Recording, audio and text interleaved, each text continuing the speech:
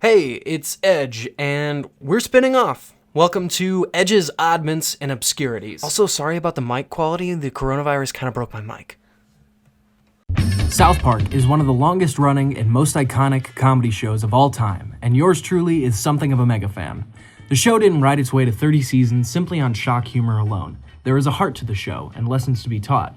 The heart lies in the impeccable writing from co-creators Trey Parker and Matt Stone.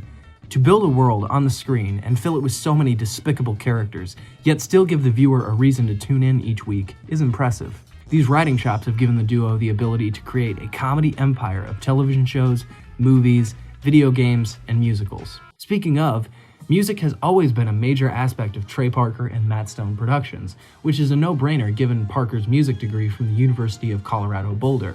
Bigger, Longer, and Uncut is a musical, Team America World Police is a musical, and to an extent, South Park is even a musical.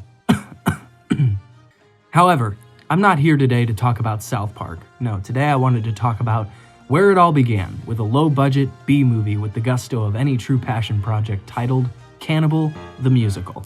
That's all we're asking for. That's all we're asking for. We're tired of being sick. We're sick of being poor. This movie started off with an unhealthy obsession Trey Parker had with Alfred Packer. Packer was a Union Army soldier who lied about his credentials to guide a group of miners into the Rocky Mountains in search of gold. The group gets hopelessly lost and the party has to eat each other to stay alive. Packer later confesses to the killing and eating of his companions and was put to trial for his crimes. There, you now know the basic plot of this movie. But, as Parker says before the overture, that's not the way it happened. But that's not the way it happened. You see, Parker's obsession with Alfred Packer was only fully realized after a rough breakup with his high school sweetheart, Leanne Adamo. The couple were engaged for an entire year before Leanne ran off with an a cappella singer. Parker was so heartbroken by the betrayal that he funneled his frustrations into a new project he titled Alfred Packer the Musical. Also, so he could write lines like this. Here, girl! Now this was the line I really wanted Leanne to hear. I wanted Leanne to sit in a theater and hear this line. Leanne! Here, girl! Man, she's lost. She's not lost. She just took off. No, she didn't just take off. You're friends, and friends don't just take off. Ooh. Watch out for that bear trap. Ow.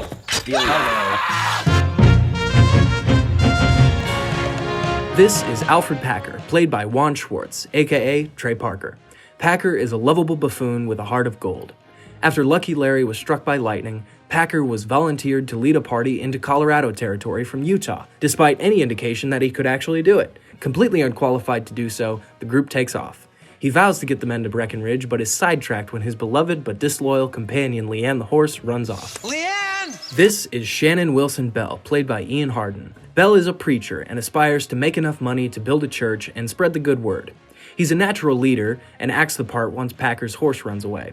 Despite his godly exterior, he is the first to injure himself, which leads to him going crazy and becoming a serious danger to the group. Besides, if you quit acting like a sex-starved little Mr. Pervert, we'd be able to get out of here. Okay. This is Israel Swan, played by John Hegel. Swan is my absolute favorite character. Regardless of the awful situation the group encounters on their trip, Swan always stays optimistic. His optimism doesn't always mesh with the rest of the members, especially during his reprisal of Let's Build a Snowman. Swan, shut the fuck up! This is Frank Miller, played by Jason McHughes. He's a butcher and has dreams of opening a shop to carry on his family trade. He is the skeptical one. He questions Packer's motives the entire trip and is always at the throats of the other members. God, you guys are weird. This is James Humphrey, played by Matt Stone. Humphrey is a compulsive liar, full of shit, an asshole, and a son of a bitch. You son of a bitch, Humphrey. Nobody really likes Humphrey, and it's kind of obvious why. He's a dumbass who's constantly overstating his abilities and getting the group into trouble. Matt Stone really sells his performance in this movie, and I love every second of screen time he gets. Nice hat. This is George Noon, played by Squeak Little Bitch Scolari, aka Dion Bacher. Noon is a 19-year-old kid who just wants to get laid, man. His character shines the most in the Indian camp where he attempts to bang a member of the tribe. Like your feather. Yep.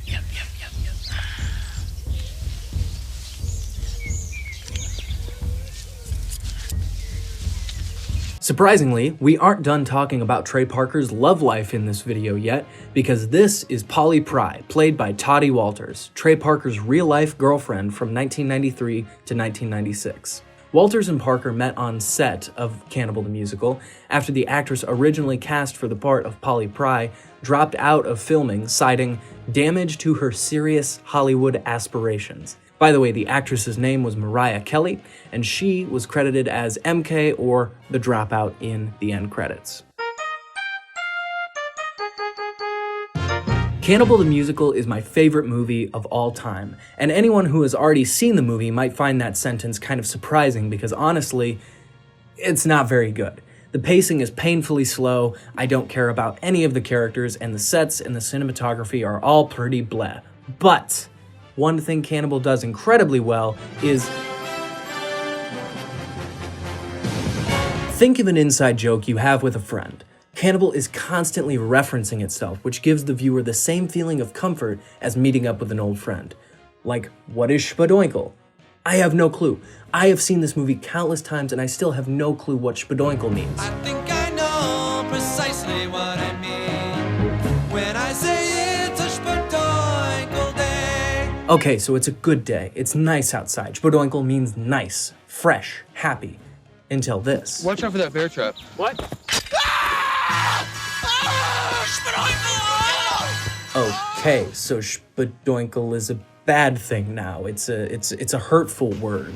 Bell's infected leg had finally gotten so bad that he was losing his spadoinkle. So spadoinkle means hope? I don't know. I just don't know, but that is what spadoinkle means. It means nothing. The ambiguity of the phrase is what makes it intriguing, and I think spadoinkle is just a nonsense word with no meaning that the writers placed in the movie as an inside joke to give the viewers of the movie the same feeling of comfort as an old friend would.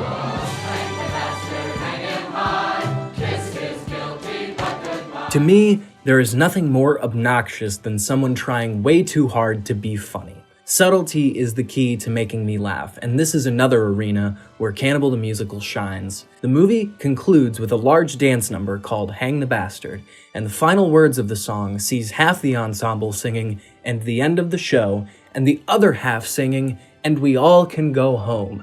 It sounds like this. It's the end of him. It's the end of him. It's the end of him.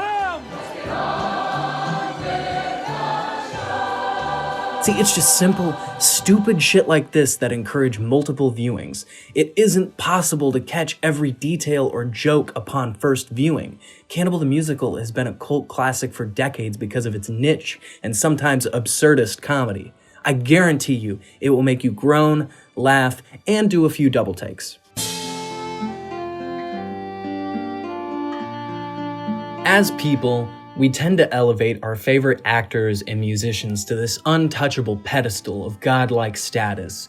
We lose sight to the fact that everyone is equal, and we're all just people. Trey Parker is just a dude with a dream to make a movie.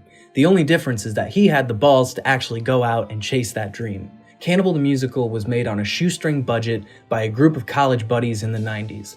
That's it. Disregarding the fact that 2 cast members went on to win a Grammy, a Tony, numerous Emmys, and a nomination at the Oscars where they were high on acid, Cannibal is just a damn good movie because it never does anything except try to make you laugh. The actors on the screen are having just as much fun as you are at home. And on that grading curve, Cannibal is a perfect movie. If you take anything away from this video, it should be to chase a dream, no matter how crazy it sounds, and never lose your spadoinkle. Thank you so much for watching. If you're new to the channel, please check it out. We do comedy podcasts and comedy skits, things like that. If you're not new to the channel, we love you. Thank you so much for watching. We're gonna get back to regular Ed and Spence content soon. This is just a nice little spin-off side project that I wanted to kick off the ground. It's weird, obscure media. That's what I'm all about, man. Thank you for watching, and I'll see you next time. Bye-bye.